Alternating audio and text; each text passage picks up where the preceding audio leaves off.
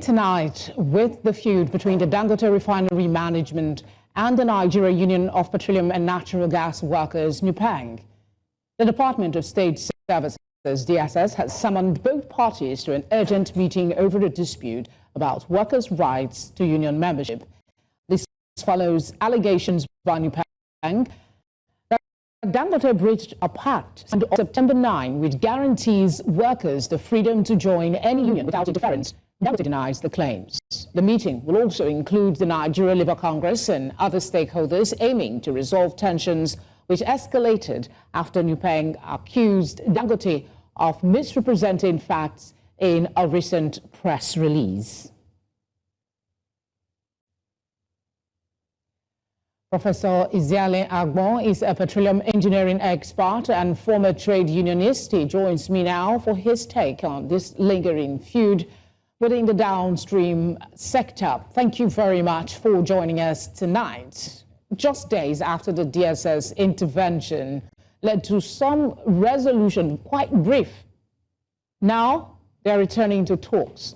What do you think led to the breakdown and what will be different this time? I mean, Dangote is denying that they did anything wrong. NUPENG is saying that they're stopping workers from being part of the union. Who is right and who is wrong? I think Dangote is wrong here. Under the Nigerian Constitution, Nigerian workers, they have the right to unionize. And according to the Section 12 of the Trade Union Act of 1978, junior workers in oil and gas sectors have to belong, or if they want to unionize, they belong to NUPENG. NUPENG is the only authorized union that is allowed to unionize junior workers in the oil and gas sector.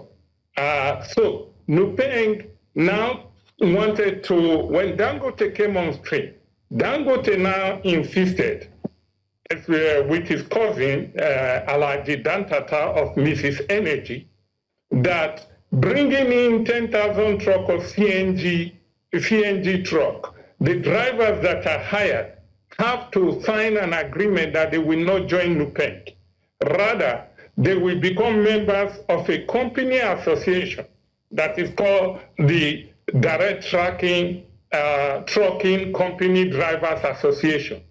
Company association ended with colonial rule. I mean, that ended in 1978 when under the Trade Union Act, 42 unions were set up for junior workers and 30 unions for senior workers in the oil and gas sector. Prof, I'm sorry to interject. I want to get something clear. Dangote is saying they're not stopping any worker from joining any association of their choice, and NUPENG is saying that they are. So how are you sure that it is Dangote who is wrong in this instance? Because the law allows only one entity to organize junior workers. Okay. And that entity is NUPENG. So when they set up a company association that's supposed to represent the interests of their drivers of CNG truck, they are setting up a company union that is against the law. It's negating the rights of workers. And so when you say that workers can join any association they like, that's not what the law says. It says if you want to unionize, only NUPENG is allowed to unionize junior oil and gas workers. So what Dangote actually should realize is that this is not the sugar industry. This is not the cement industry. And this is not the flour industry. This is oil and gas. And in oil and gas, you are dealing with junior workers. They become members of NUPENG, especially if they are truck drivers. And we have a lot of problems with truck drivers that are not unionized. One cement Dangote truck driver just killed somebody in Edo State in Auchi the other day. So, Ruta October. We don't want CNG drivers running around non-unionized. So what happened after the MOU was organized by the DSS and signed by Mr. Dantata, who is very anti-union, and NLC and Dangote officials and 3 ministers 3 people from the Ministry of Labor and Economic, as well as somebody from NMDPROA, they all agreed. When NUPENG called off the strike, when they got to Lagos, Mr. Dantata told the NUPENG drivers to pull off the NUPENG stickers in their truck, which shows that the truck is being driven by a NUPENG member, and put in instead the signal of the Direct Trucking Company Driver Association, or they will not be allowed to load. This is where the problem is. Meanwhile, that negates the agreement of September 9, the MOU they signed. The thing about it is that in Nigeria, there is a need for an antitrust law against monopoly and oligopoly. This is one of the things that needs to be done. A law needs to be put in place. Prof, Dangote has come up to respond to the allegation that it is monopolizing, let me see how they said it, that it operates within regulated market framework under the oversight of the Nigerian Midstream and Downstream Petroleum Regulatory Authority. It also declares that the assertion of monopolistic intent is both legally and factually incorrect. That is on the one hand. On the other hand as well, I wanted to speak to, is all of this over the removal of the sticker? Does the removal of the sticker make the truckers non-unionists? Some clarity on that. What happened is this. If Dantata or Mrs. Energy, because what happened was Dangote, by law, is giving a permit to do refinery. It's not giving a permit for distribution. So it went to set up with his cousin, Mrs. Energy, because Dangote was trying to set up a Dangote Transport Company, a DTC. When he found that it needed another license and he could not be given that license, he decided to unite with his cousin, Mrs. Energy, and they set up what is called Direct Trucking Company Limited. It's a private company. This is the company that is supposed to run the CNG trucks. Now, in order for you to be hired in that company, you have to sign an agreement you will never join NUPENG. One of the ways to show you are not a NUPENG member is to drive a truck with a stamp, with a signal that shows that you are a member of this association called the Direct Trucking Company Driver Association, which is an illegal association. Dantata, who is Dangote cousin, said this is not a union. But if you do not drive that truck, then they are telling you can't be hired and you cannot load up. All right, we have some clarity on that. I mean, you've explained a bit as to why that was necessary. But what about the part about the monopolistic tendency? Because I had to bring that up because you've said this prior in our conversation, and you've repeated it today, that they have this monopolistic tendency, and they're saying this is factually incorrect. I want you to speak to that briefly, and then we'll go back to the dispute again. You remember I told you that those people that were in charge of trucking Dangote's oil petrol, they were in trouble because Dangote was going to operate like an oligopoly and take over distribution. Dangote just put out a signal and a press statement a few days ago that is going to give you free transportation. And therefore, because it will reduce price in Lagos, his truck is going to deliver petrol free. And by giving free transportation, it's going to knock out all the competitors that are in charge of distribution. That's why you have the truck owners associations saying they support NUPENG, and they too have been screaming because Dangote wants to knock them out. So what Dangote wants to do is to sell petrol at $2.10 in Abuja per gallon. $2.10 per gallon. I told you Dangote only cares for Dangote shareholders. Dangote does not care for Dangote driver, CNG driver. Dangote does not care for Nigerian people or Nigerian workers. NUPENG is a union that cares for Nigerian workers. That's what it is. All right, Prof, I really would love you to continue in that line of thought, but I'm told we are time pressed, and I still have a couple of questions for you. Let's take this one, the consideration of taking this matter to court? Because the DSS had intervened before. I'm actually surprised to hear the DSS intervening in this matter, a union dispute between the Dangote and unionists. So is it too much to have a court of law adjudicate and settle this question than the nation's secret police to be the, the one that is trying to meander through an industrial dispute? This is a very unusual case because under Decree 19 of 1986, NSO was broken into three parts. The SSS or DSS for internal intelligence, domestic intelligence, the NIA for external intelligence, and the DIA for military intelligence. The reason I suspect DSS is involved is because if NUPENG shuts down the distribution of petrol, despite what Dangote say, you are going to have a national crisis. The amount of economic loss you are going to have in a day, because within 3 days, all the reserves in all the petrol stations will dry up if NUPENG decides no distribution. Within 3 days, you are going to have shortages, you are going to have lines, you are going to have food that cannot be brought to urban area, people who cannot travel. You are going to have long lines in petrol stations. So this is going to create a national crisis. So DSS, which surprises me, that is supposed to be in charge of domestic intelligence, have intelligence that Dantata is operating contrary to the law, and so advised Dantata during the September 9 meeting in his office. And so informed Dangote and Dantata. So there's no question of going to court because... I mean, this matter seems really complex. I'm sorry to interject, but we're out of time for this conversation. But the obvious importance of this dispute being resolved as quickly as possible has been, emphasized by you tonight. Thank you for always obliging us when we call. Thank you very much. You're watching Tonight on News Central. A reminder of our top stories.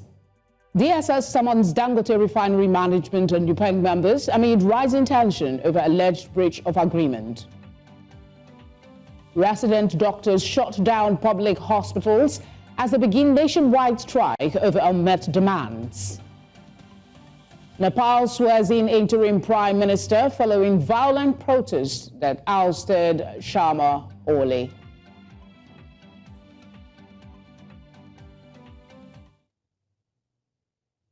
The National Association of Resident Doctors has commenced a nationwide strike as it directed its members to shut down public hospitals across the country. This follows the expiration of a 24-hour ultimatum given to the federal government to meet the doctors' outstanding demands. The ultimatum came after a previous 10-day deadline ended on September 10 without progress. Resident doctors, a key part of teaching in specialist hospitals, are demanding payment of their 2025 Medical Residency Training Fund, arrears from salary scale reviews, allowance backlogs, and reinstatement of West African postgraduate membership certificate recognition. Despite government promises, the doctors insist on immediate action, warning the strike will continue until their demands are met. And in solidarity with their colleagues across the country, resident doctors in Delta State, South Nigeria, joined the 5-day nationwide warning strike. News Central's correspondent Austin Azu, who is monitoring the situation in Asaba, the state capital, brings us an update on the reaction of patients to the industrial action. A 5-day warning strike organized by the Nigerian Association of Resident Doctors is intended to reinforce demands for improved working conditions, payment of outstanding salary arrears, and enhanced welfare benefits. At the Federal Medical Center, Asaba, a good number of nurses and other health workers are on duty, but resident doctors, in solidarity with their counterparts nationwide, have suspended their services.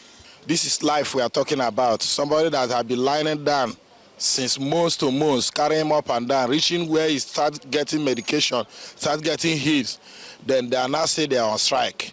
So how are we going to do with the patients? Are we taking them to our home or where? The reason why they have mind to say let them discharge patients because they have their own private hospitals. Because if they don't have private hospital, at least they will have mercy. They will have mercy upon the sick ones. It's not good. Let the government come. He was referred from one hospital to this hospital. We are here for 3 days now. So we are surprised when we came up this morning, they said there is strike. So we don't know where we're taking him to because he's on oxygen. So that is what we are using to manage him. So we don't know how we're going to do it for now. So we are not feeling fine. We are not happy over it. Justice Ndubisi, together with other patients in the emergency ward, finds himself in a precarious position due to the looming strike and makes a heartfelt appeal to the federal government to intervene and safeguard the well-being of millions of patients. What we want is for government to do something about all these things. It's not easy for pharmacies. It's not easy for them. Some can afford this, some cannot afford it. We that cannot afford it like that, let us make things easy for us. Instead of giving us unnotified information. It makes no sense. The warning strike, expected to end on Tuesday, September 16, 2025, may disrupt emergency, surgical, diagnostic and clinical services across public healthcare facilities nationwide, as consultants are expected to carry out the duties of these resident doctors in government-owned hospitals. In Asaba for News Central, Austin Azu. And in the aviation sector, Air Peace has dismissed reports linking its crew to alcohol use following the July 13, 2025 incident at the Port Harcourt International Airport, insisting that the Nigerian Safety Investigation Bureau, NSIB, has yet to formally communicate any official findings to the airline. In a Friday statement, the airline described the reports as misleading and clarified that neither it nor its crew had received any confirmation of the alleged preliminary report more than a month after the incident and the immediate post-incident alcohol testing of the crew. Providing details of its internal response to the Port Harcourt incident, Air Peace confirmed that the captain of the affected flight was immediately grounded and relieved of flying duties for disregarding standard go-around procedures and failing to observe crew resource management principles. The airline stressed that the action was not related to alcohol use, as no such test results have been formally communicated by the NSIB. The International Day of Clean Air for Blue Skies, a United Nations initiative to raise awareness on the urgent need for clean air worldwide, might have come and gone. But in Nigeria, new findings show the country is lagging behind in its global race. In Ogijo, Ogun State, a new report reveals that residents are facing hazardous levels of air pollution with devastating health and economic impact. My colleague, Israel Eferobo, reports. Green Knowledge Foundation says Ogijo's air is among the most polluted in the country. Its 6-month monitoring project found that fine particulate matter, PM2.5, reached 574 micrograms per cubic meter, more than 30 times higher than the safe limit set by the World Health Organization. 7th of September, Sunday, was the International Day for Clean Air for Blue Skies. So we could say that this is a Clean Air Week, you know, and that's why, first of all, we're here. And then we also felt like this is a good opportunity to disseminate the findings from our research in Ogijo. Residents say soot coats their homes, food, and even clothes. Many report persistent cough, fatigue, and reduced business activity due to the haze. We identified that the air quality index, we identified we're more than the standards that are acceptable, like, for example, the WHO, NESRA standards, and even Ogun State Environmental Protection Standards. The fact that we have just used Ogijo as a focal community, for me, is just an indication of what other components, other environments are. A lot of Nigerian environments are polluted. The findings come as the world marks the International Day of Clean Air for Blue Skies on September 7. While the global theme is Raising for Air, experts say Nigeria is yet to join the race. Nigeria, we need to begin to have an interface. Interface of man and environment is key. Air is a very good component of the environment. So recognizing, monitoring our environment within the framework of other contesting factors like industrial facilities, releasing a lot of pollution, a lot of byproducts. It's a normal process of industrial growth for any nation. We do not advocate against industrial growth. Industrial growth is necessary for human sustainability, but within this paradigm of industrial growth, there's need for a balance of nature. Stakeholders are urging regulators to enforce stricter emission controls, introduce zoning reforms, and adopt green infrastructure. For Gujo residents, the hope is that the call for clean air will finally be answered. In Lagos, for News Central, Israel Ifirobo. In Adamawa State, the quiet rural community of Malabu is facing a disturbing and mysterious outbreak of a disease that has left several dead, diagnosed as a flesh-eating disease, which is leaving those affected with pain, disfigurement, and the fear of losing their lives. News Central's correspondent Aishat Salihu in this report brings to bear the new realities and challenges faced by affected families and efforts of local health authorities to contain the spread and end the suspected Buruli disease outbreak. Viewers' discretion is advised, as some of the images might be found disturbing. Malabo community lies between Nigeria's northeastern state of Adamawa and Cameroon, about 17 kilometers to 20 kilometers away from the state capital, Yola. The community is now gripped by a rare and dangerous outbreak of a strange and mysterious disease. Locals have called it many names, but what they are battling with is a flesh-eating disease whose cause remains unknown. Zuwa ya dan dade amma bai yawa ba sosai kaman wannan karo don shekarun baya shekaru biyu ko uku da suka wuce bai wuce mutane 5 ko 6 bane suke da dauke da wannan abun wannan ciwon gafa amma yanzu ya zama to akwai mutane kusan 30 zuwa sama. They assume that it is not a case of the facility because when they came to facility they are going to inject them, so this is why they are fearing of, so they are not coming. What we'll be doing now is to make sure that those that are affected in the community, let them come to the nearest facility in the Malabu and receive the dressing and also some antibiotics to aid healing. For Ahmadu, a 50-year-old farmer, it began with his son and later his brother. Both died within weeks of contracting the disease, now equally suffering devastation from the disease. Na yi wata uku can da muka dawo gida wannan Dr. Aminu yana zuwa yana wankewa a gida yanzu wannan wata na 10 kenan wannan ba na gani zai kamar zai kara tun da dai ana da yawa kuma ba wannan cutan kawai ne sanadi ba. At least 67 cases have been confirmed by health authorities. Most of the affected live in remote parts of Malabo and are too afraid, too ignorant, or too poor to seek hospital care. Only 8 patients have agreed to be admitted at the Modibo Adama University Teaching Hospital in Yola. When the results from the National Reference Lab is out, the causative organism can be identified and proper treatment, which has to do with the causative organism, can be prescribed by medical officers. So our main aim now is to checkmate the spread of the disease, and that's why, since the result is not out, we advise them to come to the health facility. Health officials warn residents not to rely on traditional medicine, which may worsen the infection. But fear runs deep. Many believe the disease is a cause affecting their lives.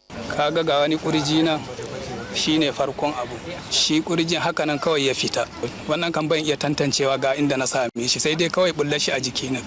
Gaskiya ni tsoron da ya bani ɗaya ne dan har ga Allah da kan bai yawanta kamar haka ba amma yanzu ya yawaita kuma yanzu gaskiya ƙara karuwa ke dan yanzu bayan kama yana wani ma akwai wasu ma da dama wanda ya dan ƙara kama sabon kamu dan yanzu yaduwa yake yi ne shi yasa ba magana raguwa sai karuwa.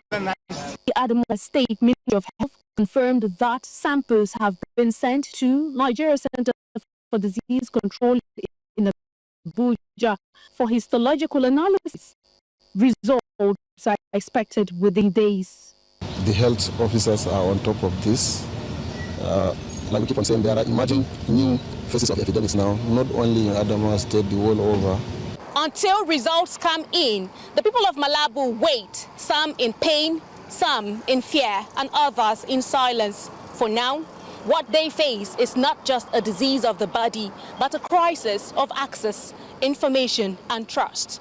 But for the residents, the biggest question is not scientific. It is simple. Will they survive?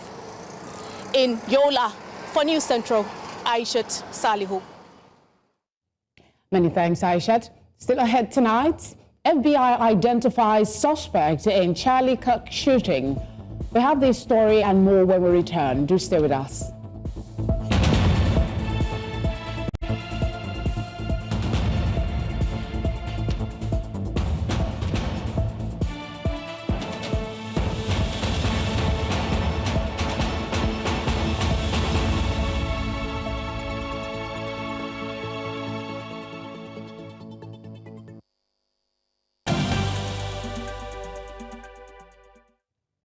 Thanks for being here. Outside our shows now. Tyler Robinson has been identified as the suspect in the fatal shooting of American conservative activist Charlie Kirk. Robinson, aged 22, was taken into custody following a two-day federal manhunt. Utah Governor Spencer Cox announced Friday the arrest came after a family member of Robinson alerted authorities saying he had confessed or implied involvement in the shooting. Robinson, a local resident, not a university student, was described by friends and family as full of hate towards Kirk. The killing occurred at Utah Valley University during an event where Kirk was speaking to a crowd, and the suspect left his rifle in a nearby wooded area, which investigators later discovered. An international lawyer and global affairs analyst, Joseph Babalola, joins me now from Atlanta, Georgia, to speak on this development. Thank you very much for giving us your time. It's my pleasure. A 22-year-old identified. Would you like to explore how the two-day federal manhunt unfolded? It was such a quick mark time, you would agree? It is. The first thing I'd like to do is just to express my profound condolences to the family of Charlie Kirk. It's a very unfortunate thing that happened. Mr. Kirk was actually shot at 12:23 p.m., right, September 10, when he was actually having an event at UVU, which has been widely covered.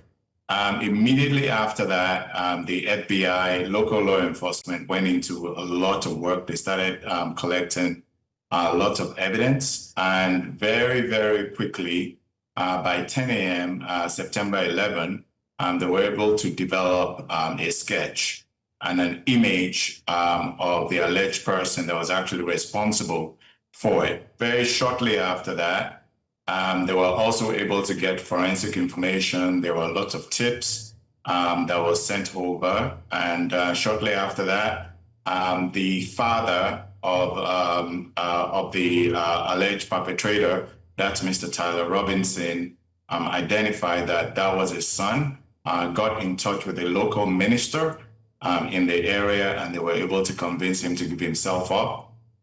Collectively, they were able to get him to surrender to the local sheriff, and then they now contacted the U.S. Marshals. And with that, you know, he was arrested and currently in custody. And all this took 33 hours. So within 33 hours, they were able to apprehend him. Interestingly, there's not been a clear motive so far that's been deduced either from investigation or announcement from authorities. What is the most likely motive based on his background that we now know? Well, that's a very good question. And what I've been able to find out deductively is that this is a hybrid situation. This is a person that doesn't really identify as left or right. He's really neither a Democrat or Republican, although his family clearly identified as conservatives, that is Republicans. And but what we've been able to gather so far is that, he just had his own thought process. He was able to come to the conclusion that for his own explanations so far, that he had a gripe against Charlie Kirk and especially what he really stands for. And he felt in his mind that the only way that he could actually settle scores was by shooting him. We do not stand for any form of violence whatsoever, but I do think that he may have been radicalized based on things maybe he heard on social media. Maybe he's been listening to different groups, different fringe groups. But so far, lots of things are actually being developed by the FBI. As a legal mind, can you provide insight into the potential federal charges Tyler may face, considering the circumstances of the shooting, including the use of high-powered rifle and the apparent premeditation? The president has already said they will go for the highest, which is death penalty. So the death penalty right now is on the table. And the reason why the death penalty is on the table is because the state of Utah actually has the death penalty. So that is definitely on the table. Some of the charges that he will likely face will be things like aggravated murder, things like felony, aggravated felony wounds, right, to various people, and then also obstruction of justice, and then the fact that he was actually able to flee from the scene of the accident. So the charges right now, they're actually being developed, and it's a very, very fluid situation, right, based on the forensic analysis and the forensic evidence that is actually being developed by the FBI. So based on the forensic analysis and the forensic evidence that they're able to develop, they'll be able to probably place more charges on him. Let's talk quickly about the watershed in America history. That's the phrase that has come up in regards to the killing of Kirk. What is your interpretation of the question, what kind of watershed it would be for America? This is sad, and this is a watershed period actually in American history. The only thing I can actually compare this to is 1960s. Where we had all kind of shootings that actually happened. I'm sure you can remember the killing of Dr. Martin Luther King, the killing of Malcolm X, and so on and so forth. This is kind of very similar to that kind of situation where a large swath of the American society actually believes that it's impossible to actually talk to the other side. This is dangerous, and this is where we are right now. So cooler heads really needs to reign. The leaders of both political parties, they really need to call all their members and all their, fellow Democrats or Republicans together and make them understand that there's a way to resolve things, right, by discussing it, by having arguments without actually devolving into this kind of violence. But this much I do know, that this cycle of violence has to stop, and it must stop in the United States. It does have to. Thank you very much for obliging us tonight. You're welcome. It's my pleasure. Have a good evening. You too. To one of our headline stories tonight, Nepal's former Chief Justice Sushila Karki will be sworn in as Prime Minister on Friday after days of violent anti-corruption protests forced the resignation of Shah Oli.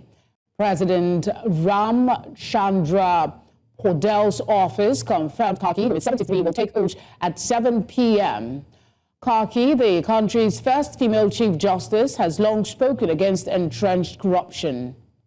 Nepal, with a population of 30 million, plunged into chaos this week after security forces cracked down on youth-led demonstrations, leaving at least 51 persons dead in the worst unrest since the 2008 abolition of monarchy. Protest leaders operating under the banner Gen Z backed Karki's appointment under an agreement to dissolve parliament. The army has since enforced a curfew to restore order. We start with this exciting story in business news. Burkina Faso has scrapped the visa fees for all African passport holders to promote regional integration, tourism and Pan-Africanism, the government announced on Thursday. Security Minister Mahamadou Sana said travelers must still complete an online visa application. The move follows the country's ECOWAS exits in alliance with similar policies in Rwanda, Kenya and Ghana. Junta leader Captain Ibrahim Traore, who took power in 2022, has framed the policy as part of his pro-African stance and rejection of colonial influence. Officials say the change will boost tourism and showcase Burkinabe culture while advancing the African Union's free movement goals. In Nigeria, the country has recorded a trade surplus of 7.46 trillion naira in Q2 2025, the highest in nearly 3 years, as exports surged to 22.75 trillion naira, while imports dipped to 15.29 trillion naira, according to the National Bureau of Statistics. Crude oil exports led at 11.97 trillion naira, though down from Q1, offset by gains in natural gas, refined products and manufactured goods. Agricultural and raw material exports also declined, but then Spain topped export destinations and China remained the leading import source. Trade with Africa totaled 3.8 trillion naira, with West Africa receiving 1.97 trillion naira in exports. Maritime transport remained dominant, with Apapa Port handling the bulk of the trade. And straight to stocks now. The Nigerian All-Share Index ended the trading session in a positive territory, gaining 300.49 points, to close at 140,655.8. This represented 0.21% increase from the previous day closing of about 140,365.4, bringing the index within reach of the 141,000 mark. However, despite the upward movement in price, overall market activity weakened as total trading volume fell to 378 million shares. 67 million shares recorded the previous day. And we can see market capitalization at 88.922 trillion naira. Now we look at the performance now for the sectors. And we like to realize that the banking stocks gained 0.78%, insurance dipped by 1.16%, oil and gas edged up 0.1%, consumer goods also saw an appreciation of 0.21%, including industrial goods also marginally appreciating by 0.04% as we see. So that's it on business in terms of the market performance. I am Lekon Onobanjo. We'll bring you sports news in a bit. Don't go away. And in sport, Nigeria's sprint hurdler and world record holder Tobi Amusan has criticized the Athletics Federation of Nigeria for providing athletes with poorly packaged kits ahead of the World Athletics Championships in Tokyo. The Nigerian star expressed disappointment on social media, pointing out that while other nations gave their athletes proper suitcases, Nigeria's kits arrived in substandard packaging. Amusan, who made history at the 2022 World Championships by winning gold in 100-meter hurdles and setting a world record of 12.12 seconds, stressed that such neglect reflects poorly on the country. She warned that the AFN's failure to prioritize athlete welfare could push Nigerian talent to represent other countries. Team Nigeria have now arrived in Tokyo for the championships, with Amusan and long jumper Ese Brume leading the delegation. And now to table tennis. Nigeria's top table tennis star Aruna Quadri has bowed out of the 2025 WTT champions Masao after a round of 16 loss to Germany's Patrick Franziska on Friday. Quadri, ranked 26th in the world and Africa's #1, fell 3-1 to the German, who is ranked 18th globally. The Nigerian had opened this campaign with an impressive 3-1 win over China's Wang Yuxing, signaling a return to form after recent struggles on the circuit. However, Franziska's composure and consistency proved too strong, sealing Quadri's second career defeat to the German. The result ended Quadri's bid for a first WTT Champions quarterfinal since 2021, while Franziska progressed to face either Brazil's Hugo Calderon or Germany's Dan Kui in the last 8. And out of football, the 2025-26 Nigeria Premier Football League enters match day 4 this weekend. And the peak of the fixtures will see Kano Pillars entertain Rangers International at the Sani Abacha Stadium. Rivers United will host Shooting Stars in Port Harcourt, with Ibadan side still chasing their first win of the season. Bayelsa United face Eyimba in Yenagua, while Warriors will welcome Kwara United. Ikorodu City take on El Kanemi Warriors at the Mobolaji Johnson Arena, with both teams still looking for their first win. Nasarawa United will play Wiki Tourists of Bauchi in Lafia, while Bendel Insurance clash with Niger Tornadoes in Benin City. Abia Royals meet Katina United in Umuahia, while El Kanemi Warriors take on Kon Khalifa in Aba. Still talking football, Nottingham Forest defender is expected to be out for at least 3 months after suffering a hamstring injury while on international duty with Nigeria. The 28-year-old fullback picked up the setback during Tuesday's World Cup qualifier against South Africa in Bloemfontein. Lasting only 10 minutes before being replaced by Bright Osai, Samuel Aino is now a major doubt for Forest's Premier League trip to Arsenal this weekend. Manager Ange Postecoglou confirmed that the player will undergo scans to determine the extent of the damage. The injury comes as a blow to Forest, with Aino having featured in 3 league games this season and gradually cementing his role in the team's defensive setup. And that wraps it up on Sports Update. And Favor Itua tonight continues with Felicity.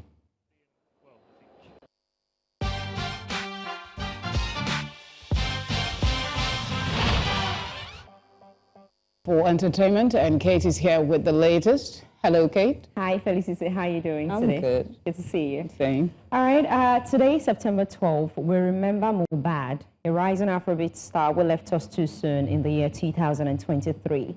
Now, Mohbad, with his raw talent, honest lyrics, and fearless energy, his real name, Ileri Oluwa Oladimiji Aloba, quickly became a voice for his generation, blending street vibes with emotional storytelling. His passing shocked the nation and sparked protest, raising important questions about how young artists are treated in the industry. But today, instead of focusing on the pain, we remember the joy he brought, the hope he inspired, and the mark he left on Nigerian music. Mohbad's light still shines through the songs he gave us. Rest in peace, Imole. Your legacy lives on. Now, moving on, Idris Elba will star in and direct a film adaptation of Neil Abute's psychological thriller, This Is How It Goes, for Apple Original Films. Elba previously performed in the play's 2005 West End production, but will take on a new role in the film. The story follows a couple who invite an old schoolmate into their home, leading to emotional tension and unraveling. Now, the screenplay is by Nathaniel Price, that's Mr. Loverman and the Outlaws. The project also marks a collaboration between Elba's production company, 22 Summers, and Gaumont, both producing for Apple. Elba, who made his directorial debut with Yadi, has 2 more films in the works and recently starred in Apple TV's hit series, Hijack, which has a sequel on the way. And that does it on Entertainment News tonight. My name is Kate Adeogun.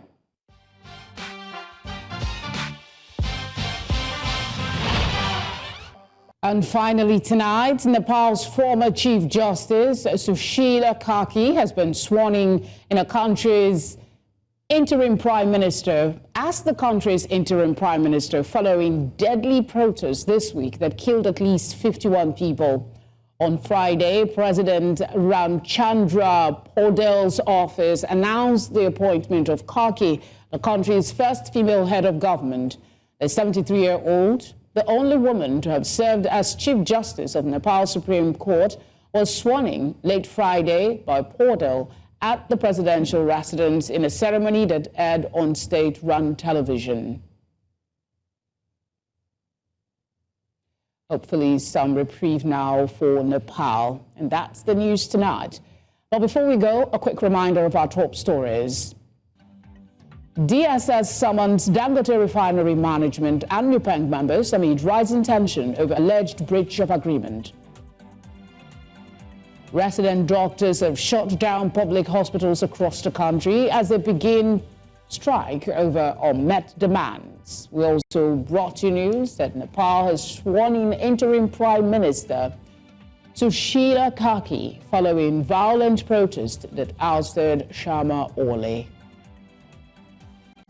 As always, we'd love to hear from you. Please send your eyewitness report to the number being displayed now on your screen. You can follow us on all social media platforms to do that as well. We are at News Central TV.